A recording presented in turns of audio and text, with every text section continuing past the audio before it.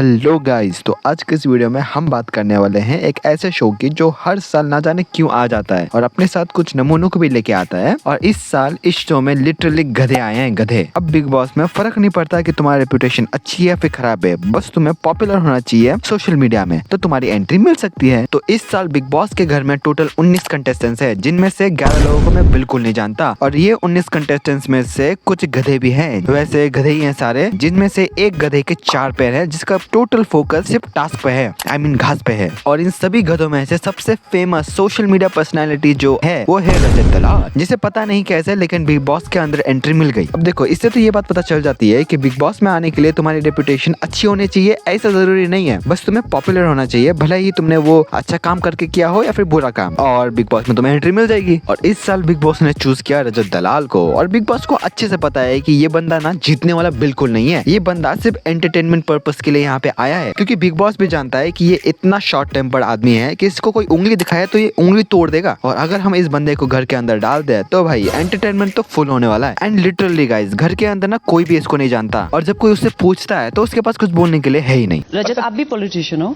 नहीं भाई, आप एक्टर हो? कुछ भी नहीं हूँ मैं पावर लिफ्टर हूँ, फिटनेस लाइन से। ओ, कुछ समझ में आया तुम में से किसी को? क्योंकि इसने रियल बात तो बताई ही नहीं कि ये एक कंट्रोवर्सी क्रिएटर है जो अपने कंट्रोवर्सी के लिए फेमस है, जिसकी हर कुछ दिनों में एक नई कंट्रोवर्सी रिलीज होती है। लेकिन एक बंदा शायद इस शो में रजत दलाल को जानता है, वो है पाजी। लेकिन शायद पाजी ने रजत दलाल की कंट्रोवर्सी देखी और उन्होंने सीधा पूछ दिया कि वो सब क्या है, और इसका रिएक्शन देखो। और अभी जो गाड़ी वाला सीन हुआ था, बंदा गिरा दिया। जहाँ सब देख रहे हैं ना, तो हिसाब से बात करो, 2 मिनट में भूत बना दूंगा। वाह भाई, फर्स्ट एपिसोड में तुम बोलो कि लोग जैसा मुझको समझते हैं मैं वैसा नहीं हूँ, और सेकंड एपिसोड में तुम उसी चीज की उल्टी हरकतें कर दो। जहाँ असल में लोगों को दिखेगा अगर मेरे पार्ट पे कुछ चीज होती है, बिना बात में मैं कभी भी कुछ नहीं करता। और इसी शो में हमारे पूकी बाबा भी आए हैं, कंटेस्टेंट्स बन के नहीं बल्कि कंटेस्टेंट्स का स्वागत करने के लिए, जिनमें बाबा का सिर्फ एक ही काम है, हर किसी से पूछना कि आपकी शादी हो गई। और विवाह हो गया आपका? जी नहीं। आपका विवाह हो गया? नहीं। कब करेंगे शादी? अरे चल रहा है बिना शादी के काम, तो काय को करें शादी। और बाबा बीच बीच में जोक्स क्रैक करने की कोशिश कर रहे थे, लेकिन सलमान भाई के अलावा कोई इस शो में जोक मार सके ऐसा हो सकता है? बिल्कुल नहीं।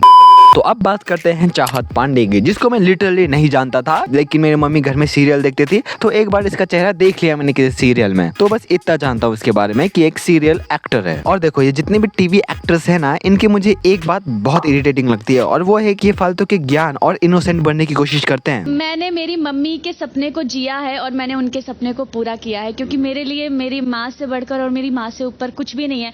इसे अभी भी लगता है कि ये सीरियल के अंदर है और डायलॉग मारना शुरू कर रही है। अब देखो, हो सकता है कि ये जो बात बोल रही है वो सच हो, लेकिन मुझे ना ये चीज बहुत क्रिंज लगती है, मतलब इतनी क्रिंज लगती है कि मैं तुम्हें बता नहीं सकता। जीतने के बाद क्या करेंगे? मेरी इच्छा है कि मैं वो ट्रॉफी मेरी माँ के कदमों में रखना चाहती हूँ, मैं फिर उनको प्रणाम करूंगी कि हाँ, फंस गई ना, क्यों बनाए तुझे इतना सभ्य, और वो भी सलमान भाई के सामने। अब देखो, जब तुम ना ऐसी क्रिंज हरकतें सलमान भाई के सामने करते हो तो वो रोकते नहीं खुद को, उनके मुंह में जो आता है वो तुरंत बोल देते हैं।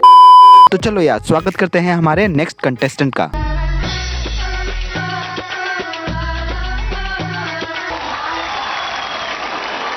अरे यार, बिग बॉस में कोई ऐसा रूल है क्या? मतलब कि अगर तुम लौंडे हो और तुम्हारी थोड़ी बहुत बॉडी है तो तुम्हें अपनी नंगी छाती दिखानी है? तुम लोग टीवी के बाहर किसको सेड्यूस करना चाहते हो? जस्ट इमेजिन, अगर टीवी के सामने कोई बूढ़ी अम्मा बैठी हो और उनके सामने तुम अपनी नंगी छाती दिखा रहे हो, तो बूढ़ी अम्मा भी सोचेंगी कि यार काश मैं जवान होती, इस लौंडे को छोड़ती नहीं। तो बस गाइस, आज के वीडियो में इतना ही। अगर टाइम मिला तो इसके ऊपर और एक वीडियो बनाऊंगा, लेकिन आज के लिए बस इतना ही। सब्सक्राइब कर लो, क्योंकि पता नहीं अगली बार तुम मुझसे मिल पाओगे कि नहीं।